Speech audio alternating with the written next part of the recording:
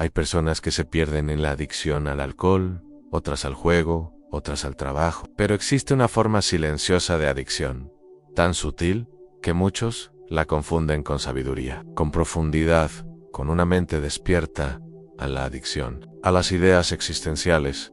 ¿Te ha pasado que te acuestas pensando en el sentido de la vida y te levantas sintiéndote más perdido que el día anterior? Que mientras los demás parecen vivir, tú te preguntas si vivir tiene sentido. Tal vez pensaste que eras simplemente una persona reflexiva, filosófica. Tal vez incluso te sentiste orgulloso de tu capacidad de ver más allá de lo superficial. Pero con el tiempo, esa introspección se volvió una cárcel, porque cuanto más pensabas, menos vivías, menos disfrutabas, menos sentías. Y es que cuando la búsqueda de respuestas se convierte en una necesidad constante, en un escape del presente, estamos hablando de adicción, una adicción disfrazada de profundidad. A las ideas existenciales no son malas. Preguntarse por el propósito, por la muerte, por la verdad, es natural y necesario. Pero cuando esas preguntas se vuelven obsesivas, cuando se repiten como un eco en la mente y no nos dejan respirar, algo se irrumpe. La vida se vuelve teoría y uno se convierte en un espectador de su propia existencia, atrapado en pensamientos infinitos que nunca llegan a ninguna parte. Esta adicción no es fácil de detectar, porque a diferencia de otras, no deja señales visibles. Nadie te va a decir que tienes un problema por pensar demasiado. Nadie va a intervenir cuando pases horas leyendo textos filosóficos, mientras el mundo a tu alrededor sigue girando. Es una adicción solitaria, silenciosa y muy peligrosa. Por eso hoy te voy a mostrar los 7 niveles de adicción a las ideas existenciales, porque como toda adicción, esto tiene un comienzo, un desarrollo y un punto de no retorno. Y cuanto antes identifiques en qué nivel estás, más fácil será salir en este video. No es para juzgarte, no es para decirte que pensar está mal, es para ayudarte a recuperar el equilibrio, a reconocer cuando estás usando la filosofía para expandir tu conciencia y cuando estás usándola para evitar sentir, porque pensar no siempre es vivir. Y a veces, dejar de pensar es el primer paso para empezar a existir de verdad. Prepárate, porque lo que vas a descubrir puede cambiar tu forma de pensar y de vivir. Todo comienza de forma inocente. Una lectura, una conversación profunda, una noche mirando las estrellas. En este primer nivel, el pensamiento existencial no es una carga, sino una chispa, una puerta que se abre hacia un mundo más vasto, más complejo, más fascinante que la rutina diaria. Es cuando descubres que hay preguntas más importantes que ¿qué voy a comer hoy? O ¿cuánto dinero tengo en la cuenta? Aquí te sientes especial. Sientes que has despertado de una especie de hipnosis social, mientras otros están atrapados en el consumo, la superficialidad y el entretenimiento vacío. Tú comienzas a ver la vida con otros ojos. Te preguntas por qué estamos aquí, qué significa realmente ser humano, si hay algo más allá de la muerte. Y esas preguntas, en lugar de asustarte, te emocionan. Se sienten como un llamado, como si por fin estuvieras empezando a comprender algo más profundo. En este punto, te conviertes en el que siempre tiene una pregunta incómoda, el que no se conforma con respuestas simples, el que busca detrás de las apariencias. Why is so easy? Pensar diferente es el primer paso para liberarse de las cadenas invisibles de la sociedad. Pero aquí está el riesgo. Ese despertar puede convertirse en una nueva identidad. Empiezas a sentirte superior. Comienzas a mirar a los demás como si estuvieran dormidos, como si fueran autómatas atrapados en la Matrix. Tu nueva forma de pensar ya no es una herramienta, sino una armadura. Te protege de la banalidad del mundo, pero también te aísla en este nivel. Todavía puedes volver. Todavía puedes integrar tus preguntas existenciales con una vida plena, con relaciones reales, con momentos simples y cotidianos. Pero si te aferras demasiado a esa sensación de estar por encima, si necesitas constantemente reafirmar que tú ves lo que los demás no ven, entonces estás dando el primer paso hacia una trampa mental muy difícil de desarmar, porque cuando pensar se convierte en una forma de diferenciarte, en vez de conectarte, estás empezando a usar las ideas no como puentes, sino como muros.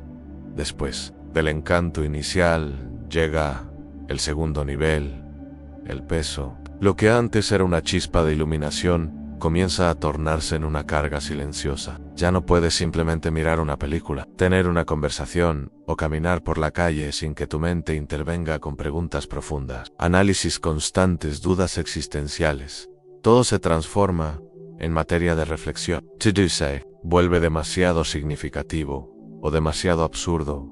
Empiezas a sentir que sabes demasiado. No en el sentido académico, sino en ese conocimiento crudo, visceral, que arranca la venda de los ojos. Descubres las contradicciones de la vida, la fragilidad del ser humano, el sinsentido detrás de muchas estructuras sociales. Ya no ignorar la muerte. Ya no puedes esconderte detrás de las distracciones. Has visto lo que hay debajo de la superficie y no puedes dejar de verlo. Aquí aparece una sensación de soledad. Aunque estés rodeado de personas, nadie parece entenderte. Mientras otros hablan de trabajo, de redes sociales o de trivialidades, tú estás atrapado, pensando en la fugacidad del tiempo, en la angustia de existir, en lo que significa verdaderamente ser. Y aunque no lo digas, te sientes desconectado, incluso alienado. Esta es la fase en la que muchos se repliegan, se aíslan emocionalmente, no por arrogancia, sino porque sienten que no encajan, que el mundo no está hecho para quienes sienten tanto, para quienes piensan más allá del ruido cotidiano. La adicción a las ideas existenciales ya no es una elección consciente, es un filtro a través del cual ves absolutamente todo, y entonces aparece el agotamiento, no físico, no mental. Estás cansado de pensar, de preguntarte, de no encontrar respuestas claras, pero no puedes parar, porque si dejas de hacerlo, sientes que traicionas tu verdad, que estás regresando a la ceguera de antes. Why eso no lo puedes permitir en este nivel? Las ideas existenciales dejan de ser herramientas para expandir la conciencia y se convierten en cadenas invisibles. Sientes que ya no controlas el pensamiento, sino que él te controla a ti.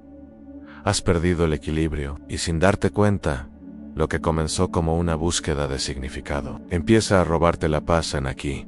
Muchos piensan que han alcanzado profundidad, cuando en realidad están al borde del colapso. Porque pensar demasiado, sin dirección ni contención, puede ser tan destructivo como no pensar en absoluto.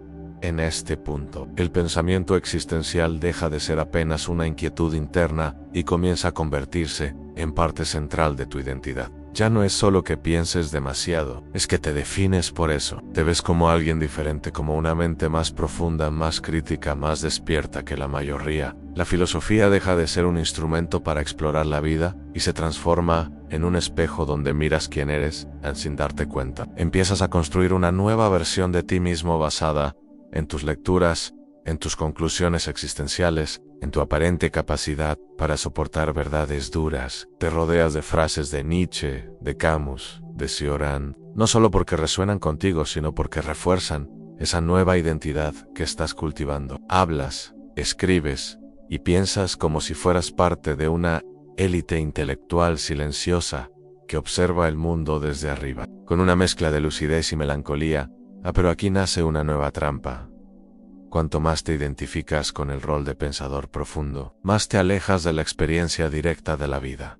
Te vuelves prisionero de tus propias ideas. En lugar de vivir, analizas, en lugar de sentir, interpretas. Ya no te permites ser simple ni espontáneo. El pensamiento se convierte en un escudo, pero también en una barrera y este escudo comienza a aislarte. Porque la filosofía no siempre es bienvenida en conversaciones cotidianas. La gente se cansa de tus cuestionamientos, se sienten incómodos con tu forma de ver el mundo. Algunos incluso te llaman negativo, intenso o arrogante. Why tú, en lugar de abrirte, te cierras aún más, convencido de que ellos no entienden. Reafirmas tu lugar en esa burbuja existencial en la que vives. Es en este nivel donde se corre el mayor riesgo de perder la conexión humana, de convertirte en una mente flotante, sin raíces emocionales ni vínculos reales, porque aunque te encante analizar la vida, también necesitas sentirla, y sentirla plenamente, sin pasar cada emoción por el filtro del pensamiento filosófico. Lo que era una búsqueda auténtica empieza a parecerse a una actuación inconsciente. Estás representando el papel del filósofo moderno, del incomprendido. Pero esa máscara, aunque elegante y profunda, también es una prisión aquí. Muchos se estancan porque han invertido tanto en esa identidad que ya no saben cómo salirse de ella sin sentirse falsos. Y sin darse cuenta, la adicción a las ideas existenciales ha creado no solo una forma de pensar, sino una jaula invisible que se confunde con quien cree ser. Este es el nivel donde la mente se convierte en un laberinto sin salida. Cada respuesta genera una nueva pregunta. Cada certeza es inmediatamente cuestionada por otra perspectiva. Te das cuenta de que, por cada idea que parece tener sentido, hay otra que la contradice con igual fuerza. Y así entras en un estado de tensión permanente, el de vivir atrapado entre paradojas existenciales. Aquí ya no se trata solo de buscar sentido, sino de confrontar el hecho de que quizás el sentido no sea uno solo, o peor aún en que tal vez no exista en absoluto. Cualquier conclusión que intentes alcanzar se disuelve ante tus propios ojos. Lees sobre el libre albedrío. While luego sabrá, el determinismo en te convences de que la vida es absurda, y al día siguiente te aferras a una esperanza espiritual. Oscilas entre visiones contradictorias del mundo y de ti mismo, como si estuvieras condenado a nunca pisar tierra firme, y esta oscilación genera algo muy concreto, una ansiedad existencial. No es la ansiedad común del día a día, es una inquietud profunda, silenciosa, que te acompaña incluso en los momentos de calma, porque sientes que hay algo que deberías entender, algo que deberías descubrir, pero siempre se te escapa. Como si estuvieras cerca de una gran revelación que nunca llega, comienzas a desconfiar de todo, de tus creencias, de tus emociones, de tus decisiones. Te cuesta comprometerte con algo porque temes estar siendo ingenuo. Te preguntas si tus relaciones, tus valores, tu trabajo, incluso tus pensamientos, son reales o solo construcciones momentáneas. Y entonces la vida empieza a perder peso, o peor, a fragmentarse en todo. Parece relativo. Nada es definitivo en este nivel. Muchos sienten un profundo agotamiento mental. El pensamiento ya no da placer ni dirección. Es como correr eternamente en círculos, y sin embargo no puedes parar, porque parar sería traicionarte, porque en el fondo temes que si dejas de pensar, desaparecerás, que sin tus ideas, sin tus dilemas, sin tu análisis constante, no hay tú. Y ahí está la gran paradoja. Piensas para entenderte, pero cuanto más piensas, más lejos te sientes de ti mismo. Buscas una verdad que te libere, pero cada verdad parece traer una nueva cadena. El pensamiento, que empezó como herramienta, se ha vuelto un campo minado en este nivel. Muchos se acercan al colapso, otros encuentran refugio en filosofías que ofrecen silencio, presencia, aceptación, pero la mayoría permanece en este vaivén incesante entre querer entenderlo todo y desear, al mismo tiempo, olvidar todo por un instante y simplemente existir. Después de navegar por un océano de paradojas y preguntas sin respuesta, llega un punto en que la mente se agota, no porque haya encontrado una verdad, sino porque ya no puede sostener el peso de tantas contradicciones. Es aquí donde muchos caen en el quinto nivel, el nihilismo funcional. Este es un estado peculiar. No es el nihilismo dramático del nada tiene sentido, gritado con rabia. Es más bien un susurro cansado, resignado. Es vivir sabiendo que tal vez nada importe realmente, pero aún así seguir adelante como por inercia. Ya no esperas grandes revelaciones. Ya no confías en los libros, ni en las teorías, ni en las palabras, no porque las desprecies, sino porque ya las has agotado todas. Has leído tanto, pensado tanto, debatido tanto, que cada idea te sabe igual, y esa uniformidad mental genera un vacío sutil pero profundo. Te levantas, comes, trabajas, conversas, haces planes, pero en el fondo sabes que todo eso es como mover piezas en un tablero sin reglas. Vives, pero no habitas realmente tu vida. Participas, pero con una distancia emocional que te protege de involucrarte demasiado, porque si nada tiene un significado último, ¿para qué ilusionarse? ¿Para qué sufrir? ¿Para qué luchar? Pero lo más peligroso del nihilismo funcional es que silencioso y socialmente aceptado, nadie lo nota. Desde fuera pareces normal, no te encierras, no lloras, no gritas, cumples con todo, pagas tus cuentas, respondes mensajes, Henry. Pero por dentro hay una especie de muerte lenta, la de tus pasiones, tus ideales, tus impulsos más vitales.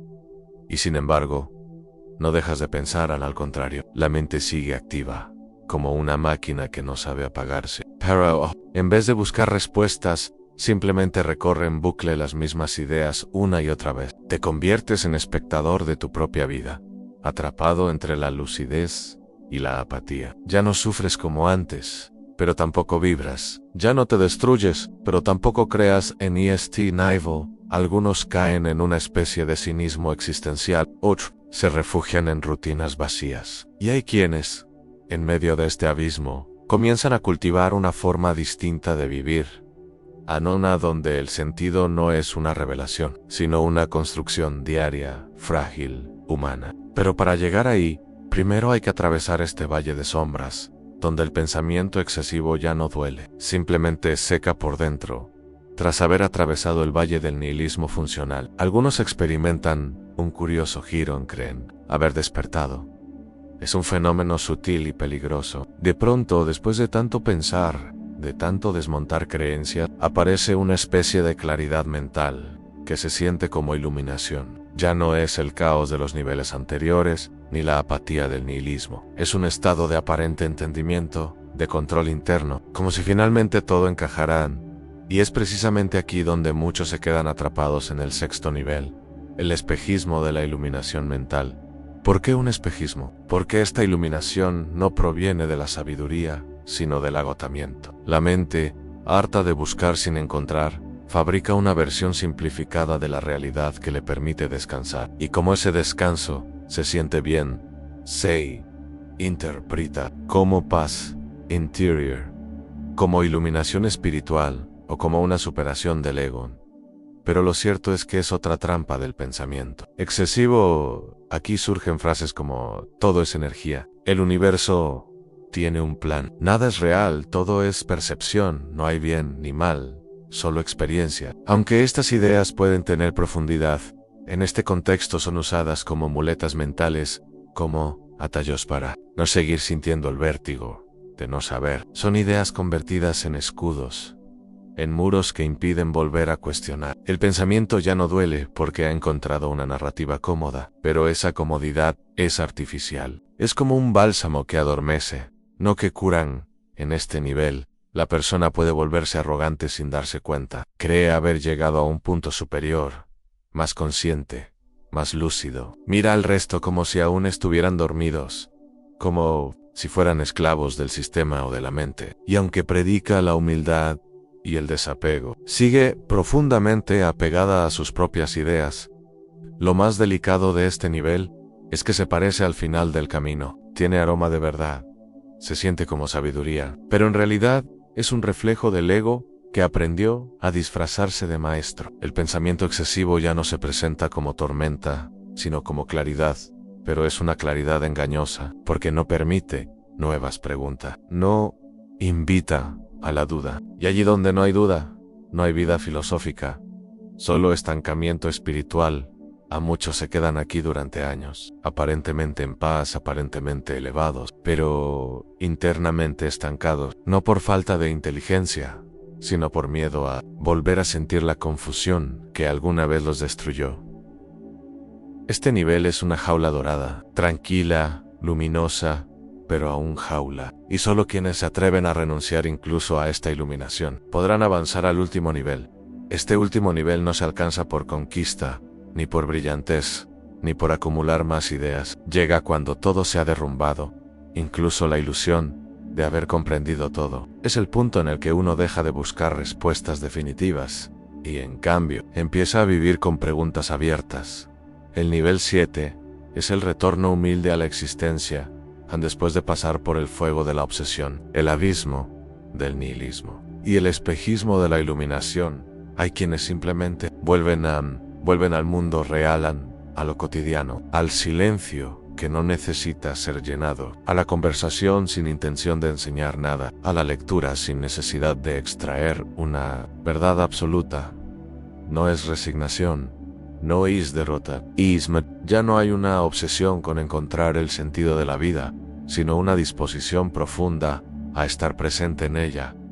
Es el momento en que una taza de café, una caminata al atardecer, una conversación sencilla, se convierten en suficiente, no porque se haya alcanzado la verdad, sino porque se ha soltado la necesidad de dominarla. La vida ya no necesita ser entendida para ser vivida. La belleza ya no necesita ser explicada para ser sentida.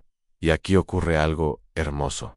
El pensamiento se vuelve silencioso, no porque haya desaparecido, sino porque ha sido puesto en su lugar. Ya no gobierna, ya no grita, ya no corre detrás del sentido como un perro detrás de su cola. Ahora, acompaña, observa, sirve. Este nivel es profundamente filosófico, pero ya no se proclama como tal, porque la filosofía aquí se vuelve invisible. No se expresa en grandes discursos, sino en gestos sutiles, en la paciencia con el otro, en la aceptación de los propios límites, en la capacidad de reírse de uno mismo, en el amor por lo imperfecto. Es una filosofía vivida, no hablada. La persona que llega aquí no se siente superior. Al contrario, se reconoce frágil, ignorante, humana, pero en esa aceptación hay una libertad inmensa. Ya no hay que demostrar nada. Ya no hay que probar ningún punto. Ya no hay que vivir como proyecto intelectual, en solo vivir, porque, al final, el sentido no se encuentra en la idea del sentido, sino en la manera en que habitamos el presente, en la ternura con que cuidamos del otro, en la humildad con la que reconocemos que el misterio no necesita ser resuelto, solo aquí.